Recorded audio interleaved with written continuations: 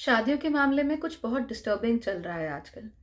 अब शायद हो सकता है कि ये मुझे ही नज़र आ रहा हो क्योंकि मैं लोगों को कंसल्ट करती हूँ या लोगों से मिलती ज़्यादा हूँ। शायद ये ट्रेंड इस तरह का बन ही चुका है।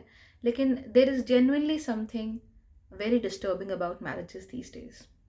ऐसा लगता है जैसे हर शादी में इश्यूज़ हैं, हर शादी में प्रॉब्लम्स हो रही हैं, कंपैटिबिलिटी इश्यूज़ बढ़ गए हैं और अलग होने के और डिवोर्स होने के रेट्स भी बढ़ गए हैं। Now, I am somebody who believes in individual freedom a lot. मैं एक व्यक्ति की फ्रीडम पर और उसके चॉइस करने के अधिकार पर बहुत बिलीव करती हूँ। लेकिन जब कोई इतना बड़ा ट्रेंड बन जाता है और इतना एक भयंकर ट्रेंड बन जाता है तो उसके बारे में बात करना ज़रूरी होता है। सो आज के वीडियो में हम अलग अलग पर्सपेक्टिव से ये बात करेंगे कि शादियों में आजकल प्रॉब्लम चल क्या रही है एंड उन प्रॉब्लम्स को ठीक करने का तरीका क्या है। मेरे एक्सपीरियंस के हिसाब से जिन लोगों से मैंने बात की है उनके अनुसार। होलिस्टिक एस्ट्रोलॉजी की सीरीज़ में बहुत लंबे समय से मैंने कोई वीडियो बनाया नहीं था बिकॉज इस साल बहुत सारे ट्रांजिट्स हुए हैं। तो इस बार हम बात करेंगे कि क्या होने वाला है and how marriages can be made better. And eventually हम उन 3 चीज़ों के बारे में बात करेंगे जिनसे कि शादी में कंपैटिबिलिटी डिसाइड होती है। So what is compatibility exactly, उसके बारे में भी बात करेंगे। मेरा आपसे अनुरोध है कि वीडियो देख रहे हैं तो प्लीज़ पूरा देखिए, आधा अधूरा मत देखिए। उससे कई सारी बातें आप नहीं समझ पाते हैं, अधकचरा ज्ञान अच्छा नहीं होता। So listen to the entire thing and मुझे जो लगता है चीज़ों के बारे में, लेट्स टॉक अबाउट दैट।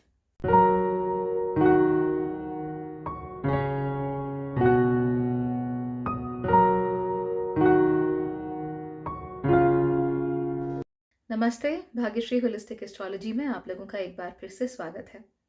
यहाँ पर हम बात करते हैं पॉजिटिव, इंस्पायरिंग और होलिस्टिक एस्ट्रोलॉजी के बारे में, यानी कि एक ऐसा ज्योतिष जो कि आपके पॉजिटिव पॉइंट्स को मैक्सिमाइज कर सकता है और आपके नेगेटिव पॉइंट्स को मिनिमाइज करने में आपकी मदद कर सकता है। आज का वीडियो होलिस्टिक एस्ट्रोलॉजी की सीरीज में है। बहुत लंबे समय बाद इस सीरीज में मैं कोई वीडियो बना रही हूँ।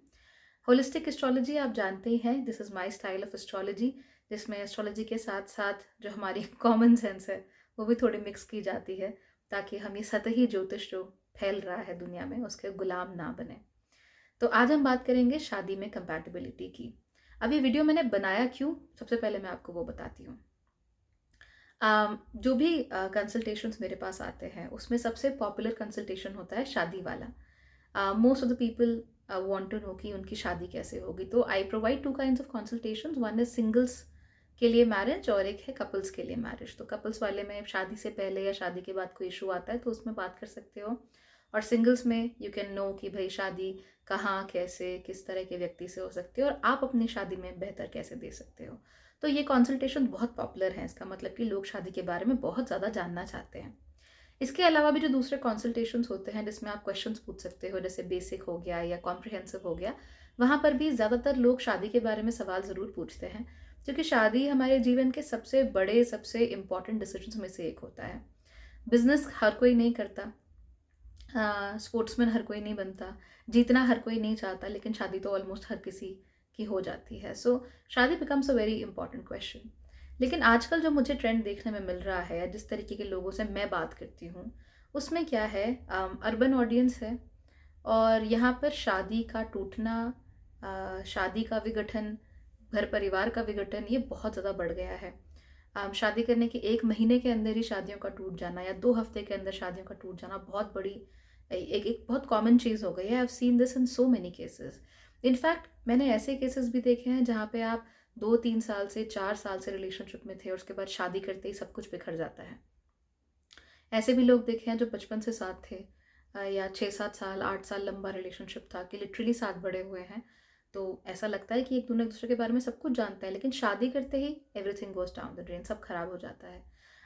ऐसे भी बहुत सारे केसेस आते हैं, लोग शादी में अंधाधुंध पैसा खर्च कर देते हैं, प्री वेडिंग शूट हो गया और शादी का शूट हो गया और डेस्टिनेशन वेडिंग व्हाट नॉट, और फिर पता लगता है कि महीना भर हुआ नहीं और दोनों के बीच में झगड़े शुरू हो गए या परिवार में कलह की स्थिति शुरू हो गई, या फिर लोग ये कहते हैं कि भाई हमारी बन नहीं रही है, हमारी कंपैटिबिलिटी नहीं है। और बिकॉज पीपल गेट मैरिड तो उनके ऊपर एक बहुत बड़ा सोशल स्टिग्मा भी आ जाता है कि भाई अब शादी हो गई। तो कई बार ये होता है कि अच्छी खासी शादियों में कोई छोटी मोटी बहुत स्टूपिड सी बात की वजह से शादियां टूट जाती हैं, and this is happening very frequently, बहुत ज़्यादा हो रहा है ये।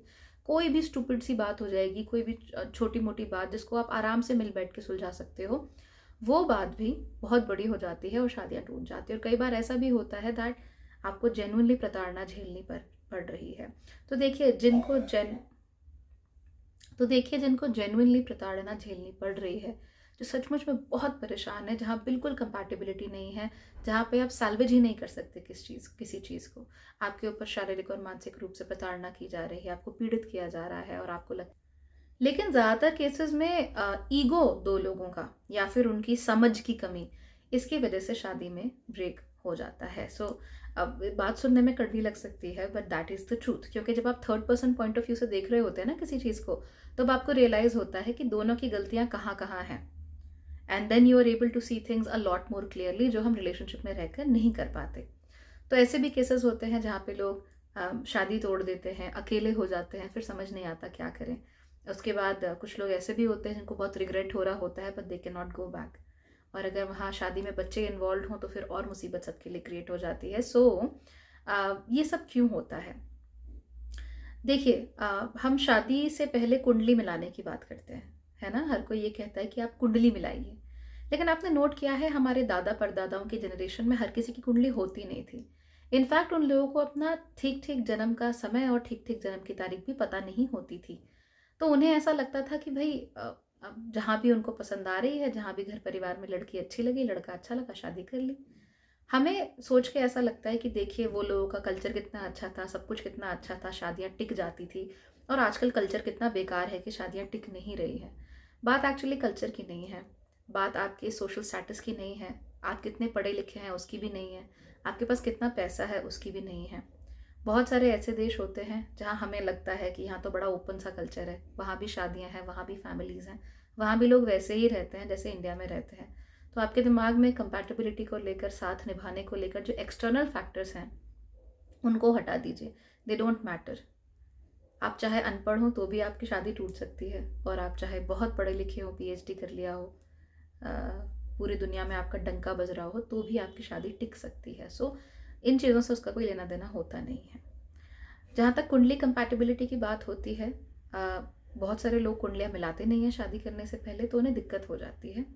कुंडलियाँ मिलाकर भी बहुत सारे लोगों को दिक्कत होती है। वो देखते हैं, अरे भाई 28 गुण मिल रहे हैं, 29 गुण मिल रहे हैं, चलो शादी कर दो, दैट्स इट। लेकिन वो कुंडली को गहराई से स्टडी करना तो भूल ही जाते हैं, क्योंकि यहाँ दो लोगों के जीवन के बारे में बात हो रही है, जो कि किसी नंबर पर डिपेंड नहीं की जा सकती है। कुंडली का विश्लेषण ना होना ये तो एक समस्या है ही, लेकिन कुंडली का सतही विश्लेषण होना ये तो उससे भी बुरी समस्या है, क्योंकि इससे आप भ्रम में रहते हैं। जब दो लोग शादी करें तो उनके बीच में कंपैटिबिलिटी को डेवलप करने के लिए बहुत सारे फैक्टर्स होते हैं।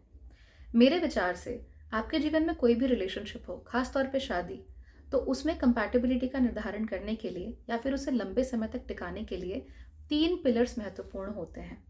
ये 3 पिलर्स कौन से हैं? पहला पिलर है मैत्री, दूसरा पिलर है मौन, और तीसरा पिलर है सहनशीलता।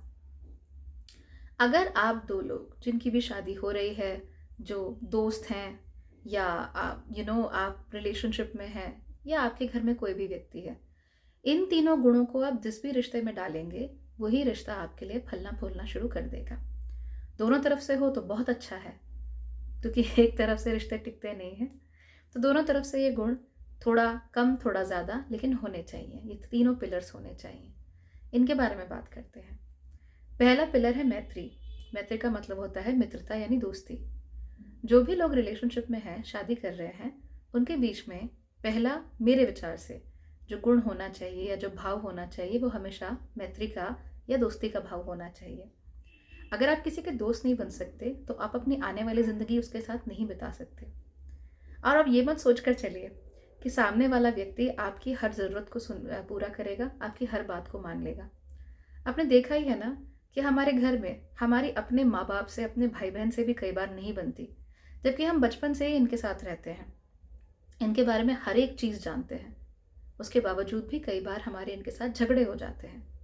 तो जिनके साथ हम एक ब्लड बॉन्ड शेयर करते हैं, जिनके साथ हमारा खून का रिश्ता होता है, जब उनके साथ भी कई मामलों में हमारी नहीं बनती, तो आप ये क्यों उम्मीद करते हैं कि एकदम अलग परिवेश से आया हुआ व्यक्ति उसके साथ आपकी हर मामले में बनेगी, या फिर आप हर मामले में एक ही जैसी सोच रखेंगे, या फिर आप लिटरली फ्यूज होकर एक इंसान बन जाएंगे?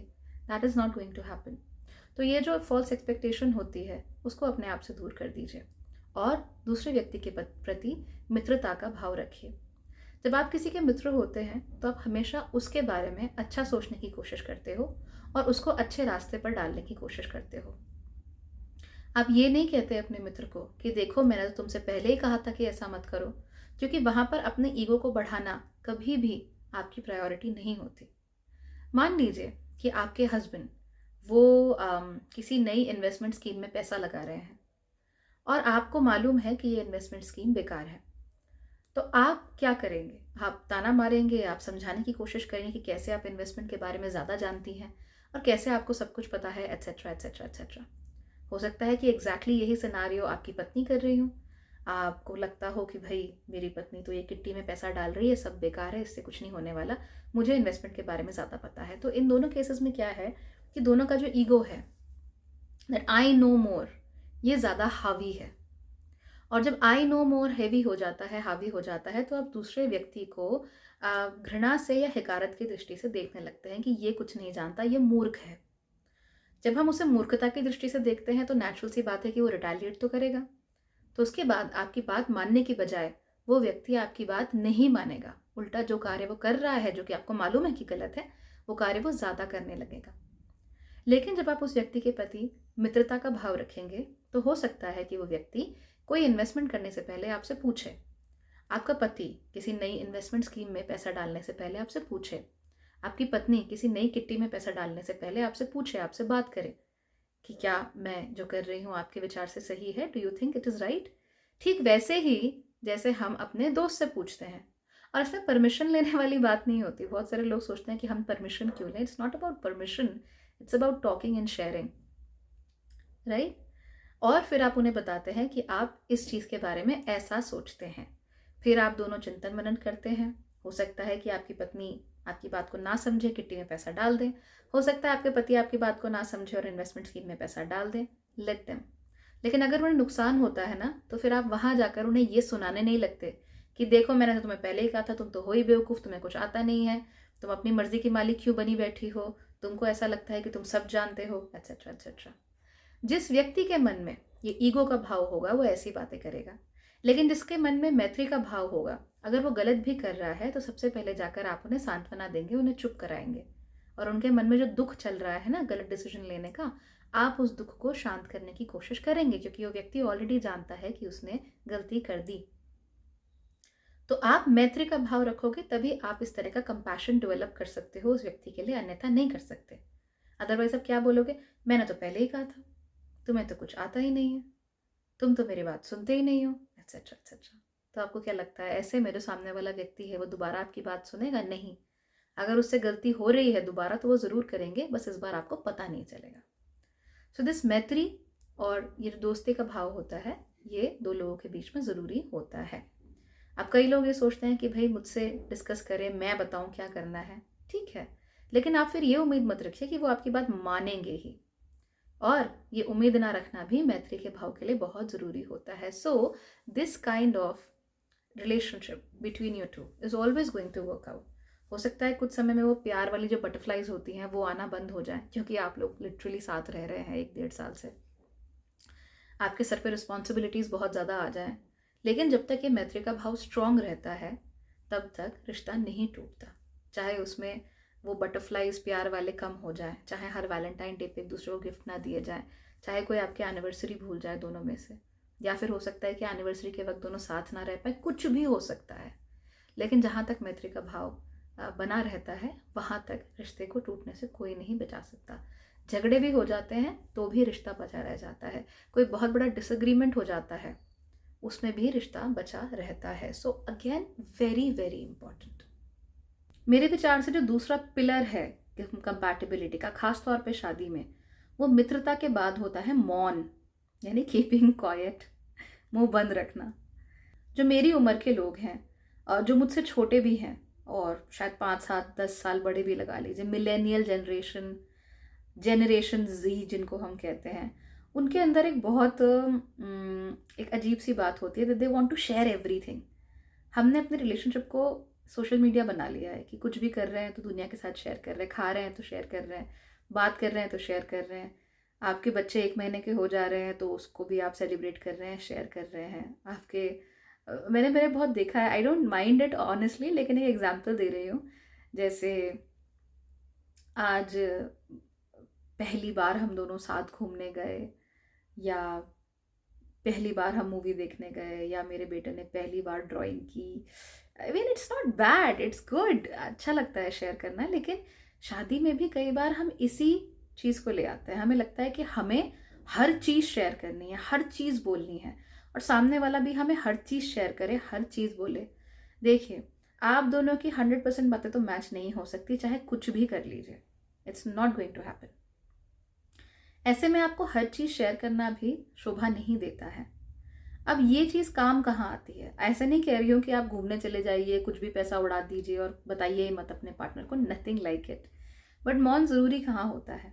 I will give you an example. घर पर बिना बताए पति के दोस्त आ गए और सोचा कि क्रिकेट का मैच आज साथ में देखेंगे। आपको कैसा महसूस होगा? बहुत गुस्सा आएगा। संडे का दिन था और आपको लगा कि भाई आप आराम करेंगी आज के दिन। पति के दोस्त आ गए, उन्हें मैच देखना है टीवी पे, तो आपके लिए तो बहुत शोर शराबा वहाँ पे क्रिएट हो गया। What do you think you are going to do? Generally लोग नाराज़ हो जाएंगे, पैर पटकेंगे, औरतें अपने पति को चुपचाप से किचन में बुला के उन्हें खूब सारा डांटेंगी कि तुम्हारे दोस्त हमेशा यहाँ क्यों आ जाते हैं, एक्सेट्रा एक्सेट्रा। एंड उसके बाद वही गुस्सा होकर हाथ पैर पटक कर खाना बनेगा, स्नैक्स बनेंगे, और पूरा दिन वो कुड़ती रहेंगी। ठीक वैसे ही अब पतियों पे आ जाते हैं कि भाई पत्नी ने कहा कि चलो मायके चलो। आप मायके गए। अब आपको वहाँ पर जो साबुन इस्तेमाल हो रहा था वो पसंद नहीं आया, तो आपने जाकर अपनी पत्नी को कह दिया कि देखो कैसा साबुन इस्तेमाल करते हैं, मुझे तो ये अच्छा नहीं लगता। या फिर तुम्हारे मायके में लोग किस तरीके से रहते हैं, तुम्हारे यहाँ शादियाँ कैसी होती हैं, तुम्हारे यहाँ रीति रिवाज कैसे हैं, तुम्हारे यहाँ ये नहीं है, तुम्हारे यहाँ वो नहीं है, तुम्हारे जीजा ने मुझे ये कह दिया, तुम्हारे पिताजी ने मुझे वैसा कह दिया, and so on and so fourth. तो अब बहुत सारी बातें ऐसी होती हैं जहाँ मौन रखना ही अच्छा है। जैसे कि अब अगर पति के दोस्त घर में आ गए हैं तो आप शांति रह सकती हैं, आप कुछ नहीं कर सकती, आपके पैर पटकने से वो बाहर नहीं जाने वाले। और अगर वो चले जाते हैं या उन्हें पता लग जाता है कि आप लोग आप परेशान हैं, गुस्से में हैं उनके आने से, तो फिर आपके हस्बैंड के साथ और आपके साथ उनके संबंध भी ख़राब होते हैं, प्लस मेहमान की जो बेइज्जती होती है वो भी अलग है। सो ऐसे केस में you have to first ensure कि आप लोग नॉर्मल रहें, शांत रहें, एंड शांत रहकर आप उनके लिए स्नैक्स बना दें and you say that okay मैं अपना काम करने जा रही हूँ या मैं अपने काम में लगी हूँ, या फिर आप भी अपनी किसी फ्रेंड को फ़ोन करके बाहर शॉपिंग पर चले जाइए। और इस मौन को पति को भी समझना होगा कि हाँ, मेरी पत्नी के ऊपर अचानक से बोझ आ गया कि भाई इतने सारे लोग आ गए, उनके लिए खाना बनाना है, घर की साफ़ सफाई एंड ऑल दैट, तो वो भी थोड़ी परेशानी में है। तो ऐसे में मैच देखने के बाद पति अपनी पत्नी का काम में हाथ बटा दे, बर्तन धोने में हेल्प कर दे, घर के और साजो सामान में जो भी मदद चाहिए हो वो करे, और उन्हें सॉरी बोले, और उनसे ये भी कहे कि अगली बार से वो कोशिश करेंगे कि अगर कोई मैच देखने एटलीस्ट आ रहा हो तो वो उसे प्रायर इन्फॉर्म कर दें, अचानक से ना आदम के। तो ये जो मौन है इसने रिश्ते को और सामाजिक रिश्ते को भी बचाया, और जो दो लोग एक दूसरे का ये मौन समझ रहे हैं वो दो लोग भी एक दूसरे की मदद कर पाए। और याद रखिए ये मौन तब तक काम नहीं करेगा जब तक हमारा पहला भाव जो है मैत्री का वो नहीं रहेगा। अगर मुझे फिक्र ही नहीं है कि मेरी पत्नी क्या कर रही है अंदर किचन में, कितना काम कर रही है, तो फिर मैं तो अपने दोस्तों को बुलाता ही रहूँगा, कहूँगा कि भैया जब जी मैं आए आओ, कोई दिक्कत नहीं है, पत्नी तो लगी है काम में। लेकिन मैत्री का भाव जहाँ होगा वहाँ पर ये मौन भी समझ में आएगा। ठीक वैसे ही पति अब अपने ससुराल चले गए, बीवी के मायके गए, वहाँ पर उनकी पिताजी से क्या बात हुई, माताजी से क्या बात हुई, जीजा जी से क्या बात हुई, ये बात अपनी पत्नी को बोलने की ज़रूरत नहीं है। You need to keep it to yourself. अगर कोई बात कड़वी भी लगती है, ख़राब भी लगती है, उस समय खास तौर पर अगर कड़वी लग रही है तो वो इमीडिएटली शेयर करने की ज़रूरत नहीं है। वो लोग कौन सा साबुन इस्तेमाल करते हैं, वो आपको पसंद क्यों नहीं आता, वो उस बात भी अपनी पत्नी को बोलने की ज़रूरत नहीं है। क्योंकि जब आपको तो लग रहा है आप शेयर कर रहे हो, राइट, लेकिन हो क्या रहा है कि उसको बुरा फील होगा, ह्यूमिलिएटेड फील होगा। ऐसे में कई बार हो सकता है कि ह्यूमिलिएशन में वो अपने माँ बाप को बोले कि आपको ये साबुन इस्तेमाल नहीं करना चाहिए, आपको दूसरा करना चाहिए। फिर माँ बाप भी ह्यूमिलिएट होंगे कि भाई दामाद जी को पसंद नहीं आया। ठीक, तो आप देख रहे हैं कितनी लंबी चेन बनती जा रही है छोटी सी बात की। ऐसे में जहाँ पे आप मौन धारण कर लोगे वहाँ पर बात शांत होकर आगे चली जाएगी। आपको समझना पड़ेगा कि भैया आप किसी के घर में गए हैं तो जो साबुन होगा आपको वही इस्तेमाल करना पड़ेगा, जो शैम्पू होगा वही इस्तेमाल करना पड़ेगा, या फिर अपना शैम्पू लेकर जाइए। तो इस तरह की सामान्य सी बातें हैं जहाँ पर मौन धरकर बहुत कुछ बचाया जा सकता है। चुप रहकर, शांत रहकर। कई बार किसी की बात बुरी लग गई, सास की बात बुरी लग गई, बीवी ने शाम को पति को सब बता दिया, ऐसा हुआ वैसा हुआ, ये है वो है। Well, it's not always necessary, sometimes it is. कभी कभी ज़रूरत होती है, बहुत कड़वी बात हो, बहुत बुरी बात हो तो आप बोल सकते हो, बट सामान्य रूप से आपकी, आपकी सास की, आपकी पत्नी की, आपके पति की क्या बात हो रही है, इस बात को शेयर करना ज़रूरी नहीं है। और ये मौन तब भी बहुत ज़रूरी होता है जब हम अपने रिश्तों के बारे में दूसरों से डिस्कस कर रहे होते हैं। और मेरे ख्याल से ये बात शायद कुछ हद तक औरतों पर ज़्यादा लागू होती है, बिकॉज हम औरतों की आदत होती है चीज़ें शेयर करने की, है ना। हम लोग अपनी बातें सबको बताते हैं, बट एक लेवल तक ही बातें मेरे ख्याल से बताई जा सकती हैं, उसके आगे नहीं बताई जा सकती। ख़ास तौर पे कौन सी चीज़ आपको बहुत ज़्यादा अच्छी लग रही है और बहुत ज़्यादा ख़राब लग रही है, ये बात आप किसको बता रहे हो, इसको लेकर आपको बहुत केयरफुल रहना पड़ता है। You can't tell this to everybody. आपकी जो कोई बहुत खास मित्र हो जो आपके भले के बारे में सोचती हो, उसको ही बता सकते हैं। अपने घर की हर एक बात आप अपनी मम्मी को भी नहीं बता सकते। ठीक वैसे ही पुरुषों पे भी अप्लाई होता है, क्योंकि आजकल पुरुष भी दे शेयर आपकी और आपकी पत्नी की क्या बात हो रही है, आप साथ में कितना घूमते हो, या आपकी पत्नी कितना खर्चा कर रही है, कहाँ कर रही है। हर एक बात अपनी बहन को, अपनी माँ को बताने की ज़रूरत नहीं होती है। मौन रखना सीखिए, चुप रहना सीखिए। It's essential. अगर आप ऐसा नहीं करेंगे तो रिश्ते में बहुत सारा एनवी, बहुत सारी जेलसी डेवलप हो जाती है, और उस डेवलपमेंट की कोई ज़रूरत नहीं है ऑनेस्टली, राइट। सो सबसे पहला भाव डेवलप करना है मैत्री का, और दूसरा भाव फिर डेवलप करना है मौन का, और फाइनली आपको क्या डेवलप करना है, सहनशीलता। जब हम किसी व्यक्ति से प्रेम करते हैं, और अगर प्रेम ना भी करें, उसके लिए अगर हमारे मन में मैत्री का भाव होता है, तो फिर हम चीज़ों को सह लेते हैं, हैंडल कर लेते हैं। जैसे कि अभी पिछले 2-3 साल जो बीते हैं, जहाँ पर महामारी आई थी, उस बीच क्या हुआ, बहुत लोगों की नौकरियाँ गई, है ना। बहुत सारे लोगों को सैलरी कट करना पड़ा अपना, 20%, कहीं कहीं तो 50% सैलरी कट भी हुए। ऐसे में अगर आप लोगों के अंदर सहनशीलता नहीं है कि आपके जीवन में कौन सा बड़ी सिचुएशन आ गई है और उसे हैंडल कैसे करना है, तो आपका रिश्ता टूट जाएगा।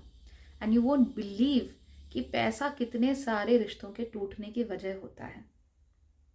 ओके, तो दोनों में से किसी एक की नौकरी चली गई, या मान लीजिए एक ही अर्निंग मेंबर है, उसकी नौकरी चली गई, बिजनेस बर्बाद हो गया। जब तक आपके अंदर सहनशीलता नहीं है, तो आप लाइफ में आने वाले इन बड़े बड़े झटकों को झेल ही नहीं सकते। मान लीजिए किसी एक को कोई बीमारी हो गई, एक्सीडेंट हो गया, कोई और इशू हो गए, सहनशीलता नहीं है तो आप इरिटेट होना शुरू हो जाओगे, आप परेशान होना शुरू हो जाओगे, और आपसे चीज़ें मैनेज नहीं होंगी। यानी सुख में तो हम साथ दे रहे हैं किसी का, क्योंकि दोनों के लिए चीज़ें मैनेज करना बहुत आसान है, लेकिन जब दुख पड़ रहा है, जब विपत्ति पड़ रही है, तो उस विपत्ति को झेलने की क्षमता आपके अंदर नहीं है। मैंने कुछ ऐसे लोगों से मिली हूँ जो कर्ज के तले बहुत दब गए थे, बिजनेस ख़राब होने की वजह से, और उनमें से कुछ ऐसे भी थे जिनका रिश्ता पूरी तरीके से टूट गया। उन्हें वो फाइनेंशियल जो इश्यूज़ थे, या पैसे की कमी होने की वजह से, या बिज़नेस ख़त्म होने की वजह से जो फाइनेंशियल इश्यूज़ थे, उन इश्यूज़ ने एक दूसरे को ये भी याद दिला दिया कि उनके रिश्ते में बाकी इश्यूज़ क्या थे, कि तुमने मुझसे यहाँ बात नहीं की, you're worth nothing।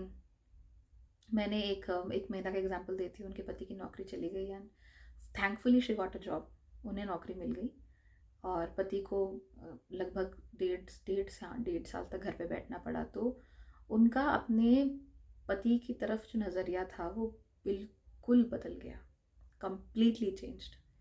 सो उस समय पति की हर गलती याद आने लग गई कि वो कितना निकम्मा है, काम नहीं कर रहा है, एट्सेट्रा एट्सेट्रा एट्सेट्रा। या फिर वही कैसे सारा काम कर रही है, उसी के सर पे कैसा सारा बोझ पड़ रहा है।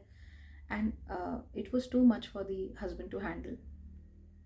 ओके, उसके बाद जैसे ही फिर हस्बैंड की नौकरी लगी, वो दोनों का डिवोर्स हो गया। उन्होंने डिवोर्स के लिए फाइल कर दिया। क्यों किया होगा? इसलिए किया होगा क्योंकि उस रिश्ते में सहनशीलता की बहुत कमी थी। इसे सही कैसे किया जा सकता था कि पति की नौकरी अगर चली गई थी, उन्हें नौकरी मिल गई थी, तो वो चीज़ों को मैनेज कर सकती थी। ये समझ सकती थी कि पति की नौकरी जाने में उनका कोई दोष नहीं है। बहुत सारे लोगों की नौकरियां गई, और कुछ समय तक उनका घर पर होना निकम्मेपन को नहीं दर्शाता। हस्बैंड भी यहाँ पर गलत है, फ्रस्ट्रेशन में झूलते गए, लेकिन इस बात पर ध्यान नहीं गया कि मैं कैसे चीज़ों को अच्छा कर सकता हूँ, बेहतर कर सकता हूँ। वो इसी डिप्रेशन में रहा कि मेरी नौकरी चली गई है, लेकिन फ्यूचर की तरफ देखना भूल गया। और उनके जो 2 बच्चे थे, obviously they are going through issues. Why? Because parents के अंदर बहुत बड़ा ईगो है जो हैंडल नहीं हो रहा। तो एक तरीके से देखा जाए तो मुझे ये लगा कि उनका रिलेशनशिप बहुत ट्रांजैक्शनल था। 2 लोग हैं, पत्नी घर का काम कर रही है, पति बाहर का काम कर रहा है। पति ने अपर हैंड ले रखा है क्योंकि वो कमा रहा है, और जैसे ही फिर उसकी कमाई चली गई और पत्नी कमाने लगी, फिर पत्नी ने अपर हैंड ले लिया। तो जैसे पति ट्रीट करता था पहले कमाते समय, वैसे अब पत्नी ट्रीट कर रही है। So it was a huge mess. तो यहाँ पर क्या है ना, मैत्री नहीं है दोनों के बीच में, कोई मैत्री नहीं है, कोई दोस्ती नहीं है। रह रहे हैं साथ में, बच्चे हैं, but they are not friends, they don't think good about each other. मौन को तो भूल ही जाइए, क्योंकि मौन होता तो पत्नी कटाक्ष नहीं करती, पति कटाक्ष नहीं करता। तो ये सारी चीज़ें नहीं है। एक एग्जाम्पल मैं आपको और देती हूँ सहनशीलता का, जो मेरी आंखों के बिल्कुल सामने हुआ था। And I was quite confuse कि ऐसा क्यों हुआ। सो द वुमन, जो जो पत्नी थी, उनकी बात बताती हूँ। She was diagnose with cancer. उन्हें ब्रेस्ट कैंसर था।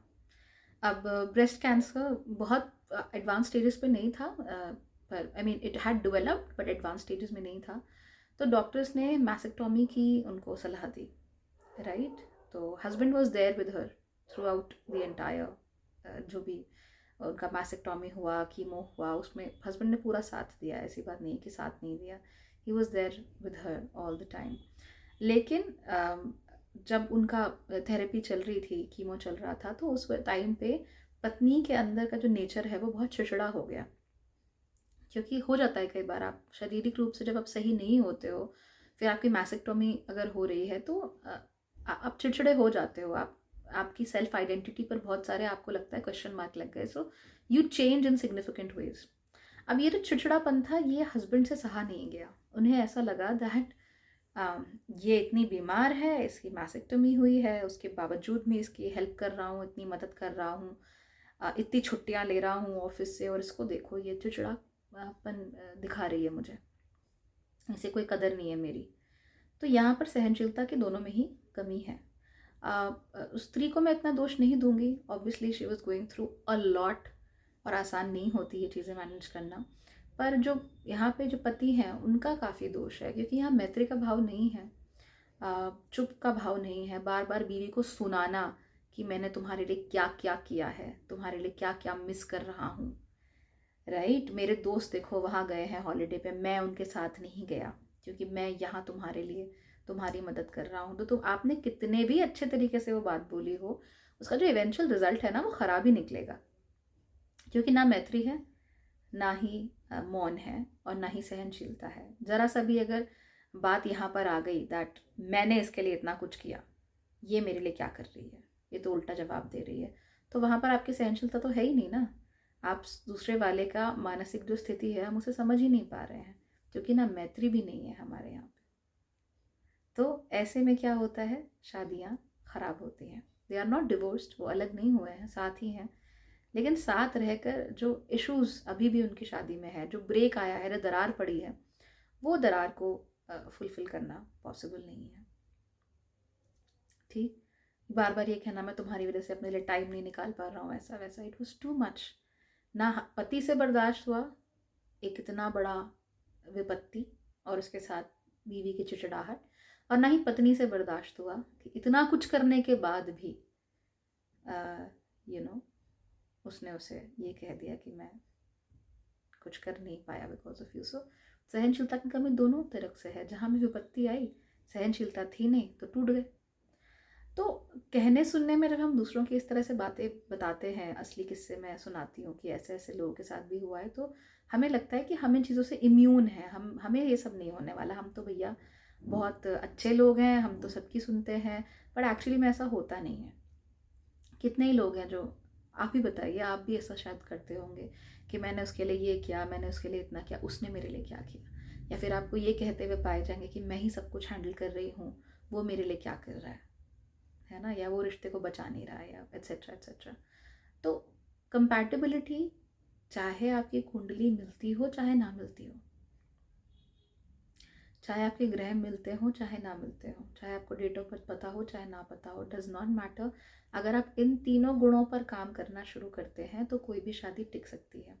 मैंने ऐसी बहुत कुंडलियाँ देखी हैं कपल्स की जहाँ पर गुण नहीं मिल रहे थे, 16 गुण मिल रहे थे। ऐसी कुंडलियाँ देखी हैं जिनकी शादियाँ लंबी चली हैं, बहुत खूबसूरत चली हैं, और दोनों के बीच में जो कंपैटिबिलिटी थी वो बहुत अच्छी रही है। और फिर ऐसी कुंडलियाँ भी देखी हैं जहाँ पर गुण मिल रहे हैं 28 और उसके बाद शादी महीना भर भी नहीं चलते। क्योंकि शादियों को, रिश्तों को टिकाने के लिए खाली ग्रहों की ज़रूरत नहीं होती। ऑफ कोर्स ग्रहों की ज़रूरत है, ऐसा नहीं है कि नहीं है, क्योंकि जहाँ ग्रह बिल्कुल इनकम्पैटिबल है वहाँ भी नहीं बन पाती। लेकिन ग्रहों से भी ज़्यादा इम्पॉर्टेंट है ह्यूमंस। ह्यूमंस क्या कर रहे हैं, लोग क्या कर रहे हैं, लोग किस तरह का भाव रखते हैं एक दूसरे के प्रति, वो बहुत ज़रूरी होता है। और जैसा कि मैंने आपसे कहा, 3 ही पिलर्स होते हैं जो किसी भी रिश्ते में कंपैटिबिलिटी को जता सकते हैं, ख़ास तौर पे शादी में। पहला है मैत्री, दोस्ती का भाव एक दूसरे के प्रति। दूसरा है मौन, हर चीज़ को शेयर नहीं करना, खास तौर पे उन चीज़ों को जिससे सामने वाले को तकलीफ होती हो। और फाइनली है सहनशीलता। ऐसा आपके अंदर होना चाहिए कि जब भी कोई विपत्ति पड़े तो उस विपत्ति के समय पर आप एक दूसरे का साथ दे सकें और विपत्ति को झेल कर आगे बढ़ सकें। जिन रिश्तों में ये तीनों ही चीज़ें नदारद होती हैं, वहाँ प्लैनेट्स कुछ भी कर लें, रिश्ता कभी अच्छा नहीं होगा। हो सकता है प्लैनेट्स बहुत अच्छे हों, बहुत सारे गुण मिलते हों, शादी 40 साल 50 साल ज़िंदगी के एंड तक टिक गई, लेकिन उस शादी के अंदर दोनों ने क्या फील किया, that was disrespect, that was hurt, that was pen.